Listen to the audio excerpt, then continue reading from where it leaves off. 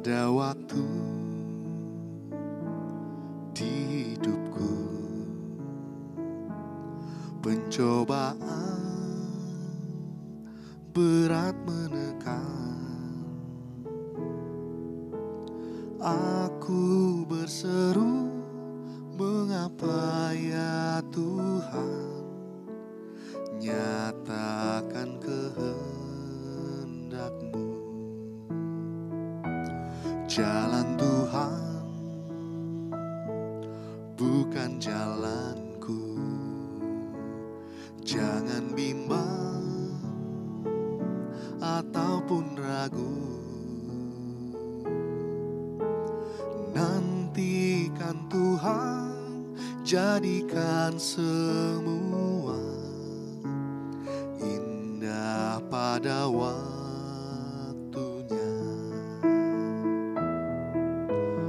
Pada Tuhan masa depanku, pada Tuhan ku serahkan hidupku. Nantikan Tuhan berkarya, indah pada waktunya.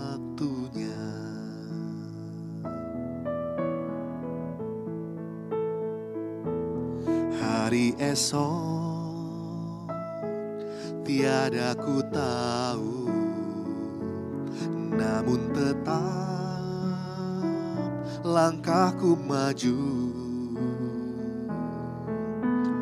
Ku yakin Tuhan jadikan semua indah pada waktunya.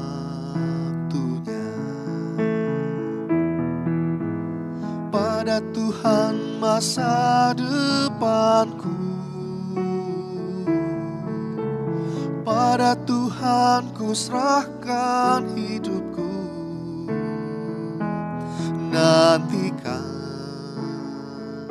Tuhan berkarya, indah pada waktunya.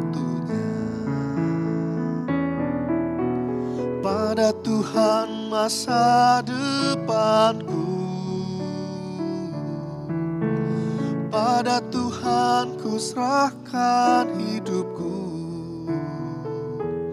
Nantikan Tuhan berkarya, indah pada waktunya.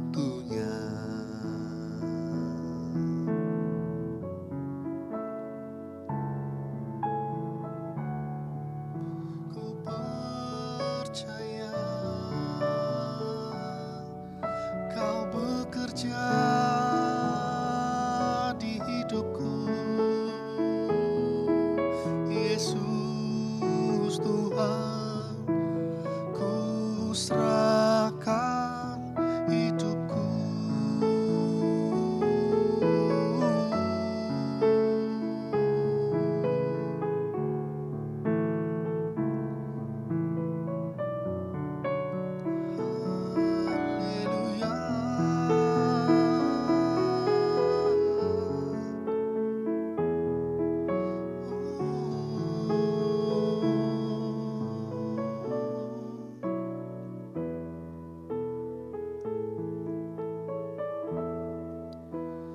Pada Tuhan masa depanku,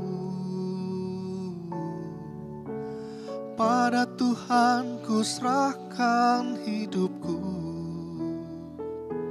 Nantikan Tuhan berkarya, indah pada waktunya.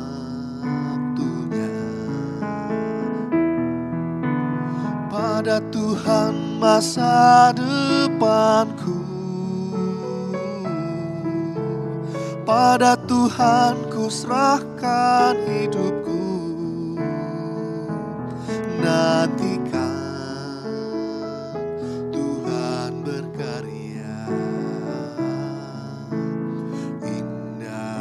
pada waktunya.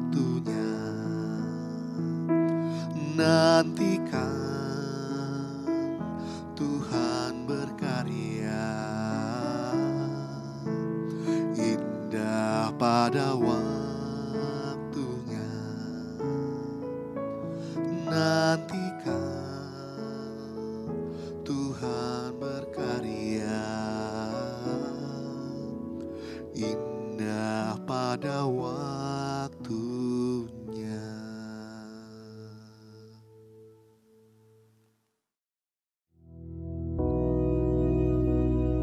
Bapa kami yang di surga, dikuduskanlah namamu, datanglah kerajaan-mu, jadilah kehendak-mu di bumi seperti di surga. Berikanlah kami pada hari ini makanan kami yang secukupnya, dan ampunilah kami akan kesalahan kami, seperti kami juga mengampuni orang yang bersalah kepada kami. Dan janganlah membawa kami ke dalam pencobaan, tetapi lepaskanlah kami daripada yang jahat. Karena Engkaulah yang empunya kerajaan dan kuasa dan kemuliaan sampai selama-lamanya. Amin.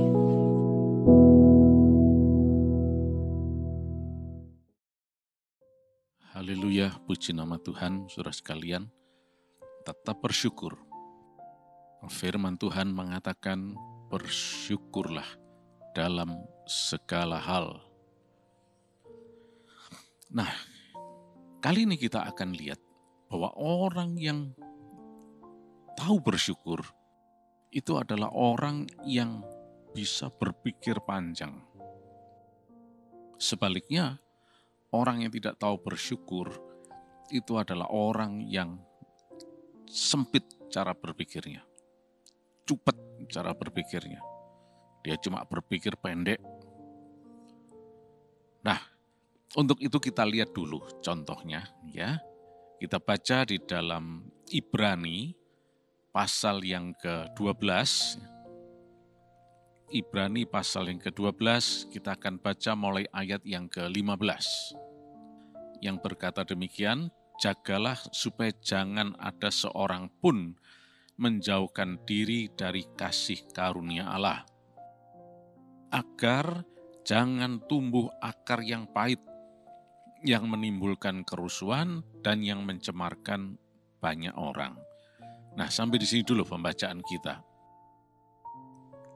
Pendahuluan dari apa yang kita bicarakan ini diawali dengan suatu nasihat supaya kita tidak menjauhkan diri dari kasih karunia Allah atau anugerah Allah. Kita tahu bahwa kehidupan kita ini semata-mata karena anugerah Allah. Kalau bukan karena anugerah Allah, kita tidak bisa seperti ini. Kehidupan rumah tangga saudara, suami saudara, istri saudara, anak-anak dan semuanya, itu semua adalah kasih karunia Allah, anugerah Allah. Allah yang menganugerahkan kepada kita seorang istri yang baik, seorang suami yang baik, dan juga keturunan yang baik, dan segala macam. Nah, kalau yang tidak baik, Pak, tunggu dulu. Kalau yang tidak baik, itu bukan dari Tuhan. Karena Tuhan itu Allah yang baik. Nah, oleh karena itu, mari saat ini kita renungkan dengan baik-baik. Yaitu pertama-tama jangan menjauhkan diri dari anugerah Allah. Artinya selalu memahami, selalu menyadari bahwa Allah itu adalah Allah yang penuh kasih karunia. Allah yang penuh anugerah, yang sangat mengasihi kita. Dan apa yang kita terima ini sepenuhnya adalah karena anugerah Allah. Dan inilah yang akan membuat kita bisa mengucap syukur kepada Tuhan karena anugerahnya yang besar. Nah, sebaliknya dikatakan kalau tidak akan tumbuh akar yang pahit.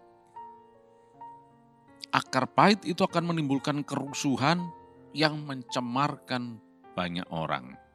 Nah, jadi kalau kita tahu bersyukur, itu adalah kita yang selalu menyadari akan anugerah Allah yang istimewa. Selalu bersyukur akan anugerah Allah. Itulah bersyukur. Sebaliknya, kalau tidak tahu bersyukur, maka akan timbul akar yang pahit. Dan akan terusnya rentetannya adalah kerusuhan, kecemaran, dan sebagainya. Ya. Oke, sekarang kita lanjut ayat 16. Janganlah ada orang yang menjadi cabul atau mempunyai nafsu yang rendah seperti Esau, yang menjual hak kesulungannya untuk sepiring makanan. Sebab kamu tahu bahwa kemudian ketika ia hendak menerima berkat itu, ia ditolak. Sebab ia tidak beroleh kesempatan untuk memperbaiki kesalahannya. Sekalipun ia mencarinya dengan mencucurkan air mata. Nah, sampai di sini pembacaan kita. Kali ini kita dibawa untuk melihat contoh dari kehidupan seorang yang bernama Esau. Dan ini adalah orang yang jelas tidak tahu mengucap syukur. Ya. Kita tahu ceritanya bagaimana Esau, itu dicatat di dalam Kejadian ya. Dalam Kejadian pasal yang ke-27 ya, diceritakan di sana bagaimana Esau itu adalah anak yang sulung dan Yakub itu adalah kembarannya tapi bukan anak sulung. Ya. Dan dia tidak punya hak kesulungan. Yang mendapat hak kesulungan adalah si Esau ini. Karena dia adalah yang pertama lahir. Nah, ketika mereka sudah dewasa, Ishak sudah menjadi tua, dan matanya pun juga sudah tidak bisa melihat dengan jelas lagi, maka Ishak hendak memberkati Esau sebagai anak yang sulung, yang akan melanjutkan berkat dan sebagainya, yang mewarisi semuanya dari bapaknya ini. Tetapi singkatnya kita baca bahwa berkatnya tersebut ternyata diserobot oleh si adik kembar ini, yaitu si Yakub. Jadi akhirnya Esau tidak menerima berkat itu, tapi yang menerima adalah si Yakub, adiknya. Nah, akibatnya apa? Si Esau menjadi marah, dendam kepada Yakub, dan bersumpah untuk menghabisi adiknya ini.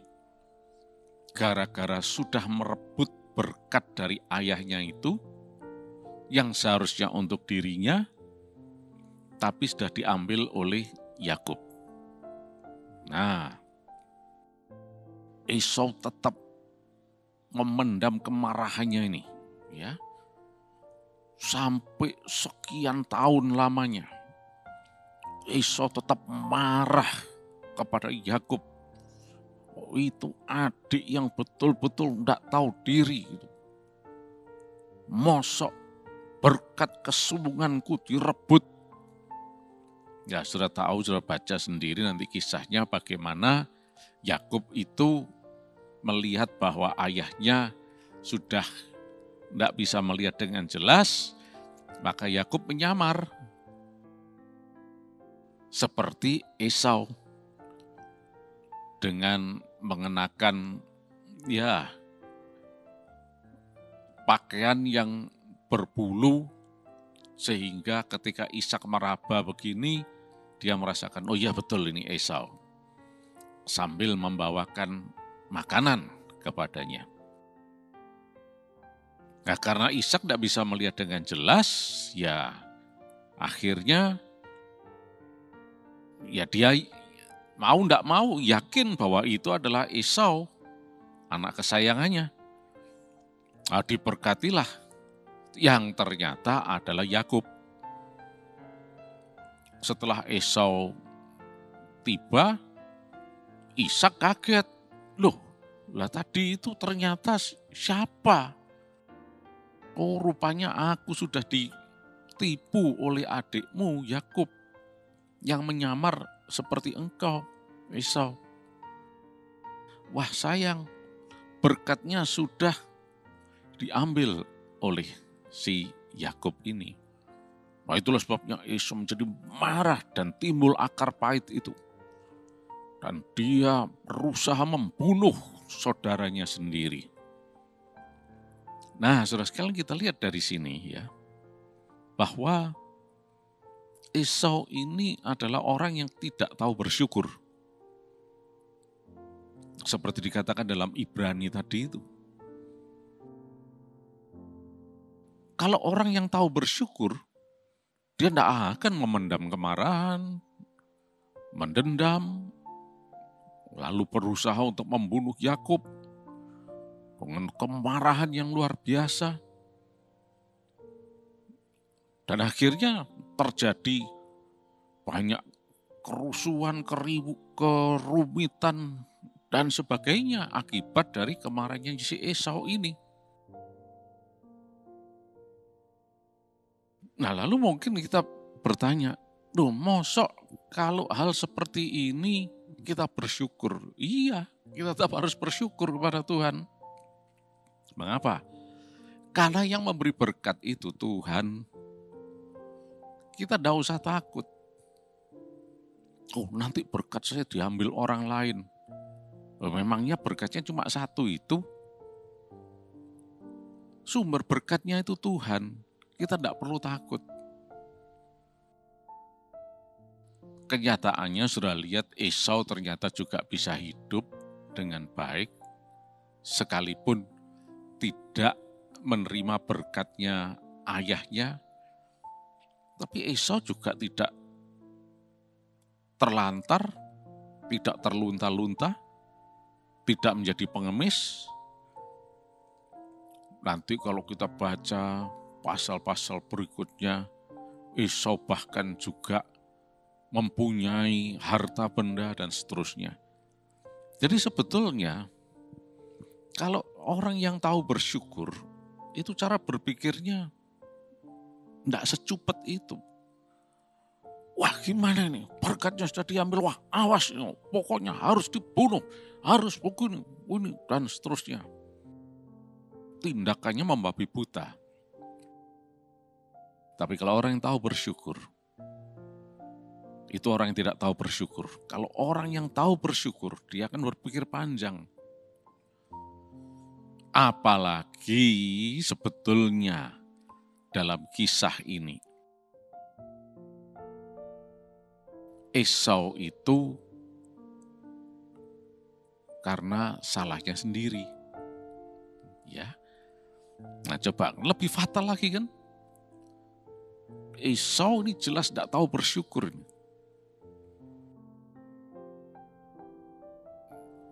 Dengan berpikiran pendek, cepat seperti itu.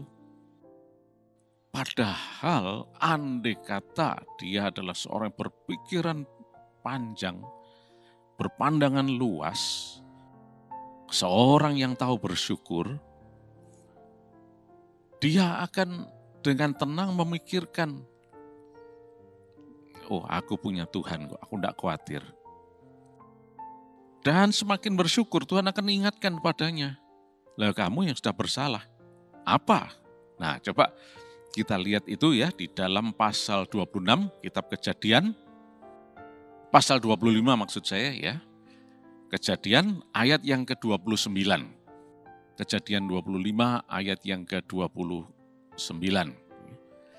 Nah, yang demikian bunyinya. Pada suatu kali, Yakub sedang memasak sesuatu, lalu datanglah Esau dengan lelah dari padang.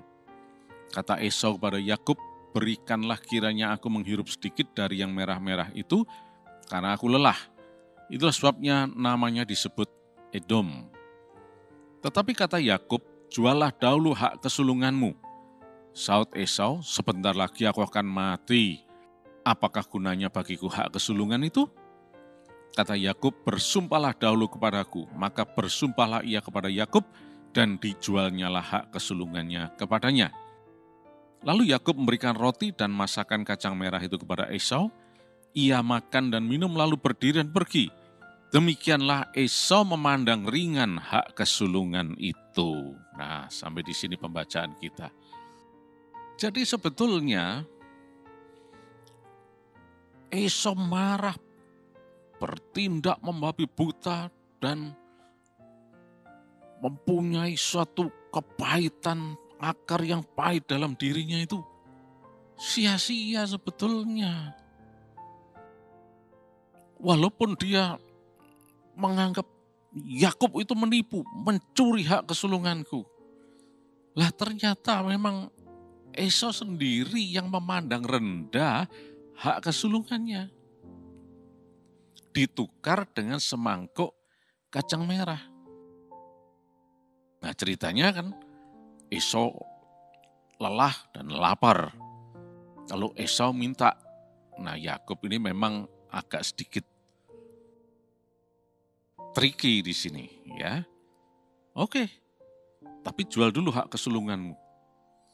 Loh, Esau dengan gampangnya memberikan hak kesulungannya dan sudah ambil aja hak kesulungannya. Dia memandang rendah hak kesulungannya tersebut. Dan dia berpikir, sebentar lagi aku yang mati, buat apa hak kesulungan ini? Yang penting kan aku kenyang. Nah, dengan semangkuk kacang merah ini. Dan akhirnya betul terjadi setelah itu. Hak kesulungannya betul-betul diambil oleh Yakub. Berkat kesulungan itu diterima oleh Yakub, bukan oleh Esau. Ya memang ada ceritanya mengapa sampai hak kesulungan tersebut gagal diterima oleh Esau, tapi diambil oleh Yakub. Yaitu dengan cara tadi Yakub menyamarlah dan sebagainya. Tetapi di balik ini kita lihat, ini contoh orang yang tidak tahu bersyukur. Dia itu dapat anugerah dari Tuhan seperti Ibrani tadi katakan, jangan menjauhkan diri dari kasih karunia Allah. Yakub itu dapat anugerah sebagai anak yang sulung. Tapi dia memandang rendah hak kesulungan itu. Memandang rendah anugerah Tuhan. Meremehkan kasih karunia Allah. Dan menukarnya dengan semangkuk kacang merah. Ini contoh orang yang cara berpikirnya pendek. Dia berpikir, aku sebentar lagi mati kok. Biar-biarinlah, pokoknya aku kenyang. Dia tidak berpikir jauh. Oleh karena itu, saudara sekalian, mari saat ini belajar dari Esau dan Yakub ini. Mari kita selalu bersyukur dalam segala hal. Ketika kita selalu bersyukur dalam segala hal, maka Tuhan akan menuntun kita, membukakan pintu-pintu, menunjukkan jalan-jalan yang harus kita lalui. Sekalipun kelihatannya banyak hal yang merintangi dan sebagainya. Tapi Tuhan itu berkuasa. Rencananya adalah hari depan yang penuh harapan. Itulah sebabnya ketika kita bersyukur, kita sedang melakukan perintah Tuhan yang menuju kepada hari depan yang penuh harapan. Sudah sering kali saya ungkapkan ini. Bagi orang yang bersyukur, ada hari depan yang penuh harapan. Seperti Esau, sayang sekali. Nah, karena dia tidak tahu bersyukur, dia tidak sadar bahwa itu akibat dari ulahnya sendiri. Oleh karena itu, mari pagi hari ini selalu bersyukur pada Tuhan.